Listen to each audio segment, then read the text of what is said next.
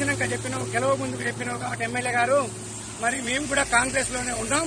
మా కాంగ్రెస్ కార్యకర్తలందరూ కూడా గ్రామాలలో నువ్వు ఉష్కాప్తం అంటేనే విపరీతంగా 52,000 మెజార్టీతో గెలిపించినావు.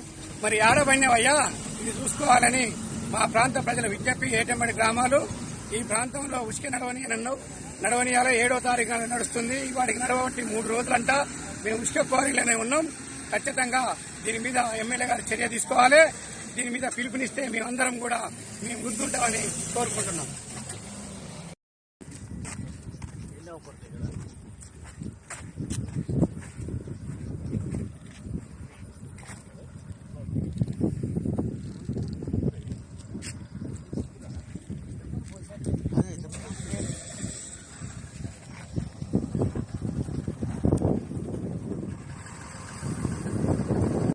గాజిరెడ్డిగూడెం అరవాపల్లి దగ్గర ఈరోజు 7వ తారీఖు 6వ నెల ఉసుకే ర్యాంపులు స్టార్ట్ అయినాయి.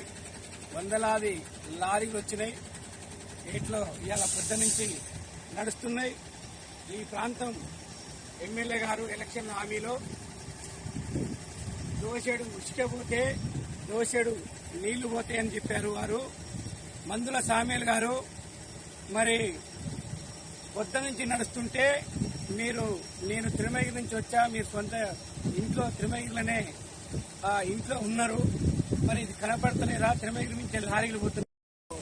అమ్ముడు పోనూరు ఇప్పుడు తొలి వెలుగు రఘుతో కూడా చెప్పారు, బ్యాంక్ పోనిచ్చేదే లేదని, ఎట్టి పరిస్థితుల్లో పోనిచ్చేదే లేదన్నారు. దీన్ని బంద్ చేయాలి. మీరు చేయకపోతే ఈ ప్రాంత ప్రజలు రేపు గ్రామాలలో కూడా మిమ్మల్ని తిరగనియ్యరు.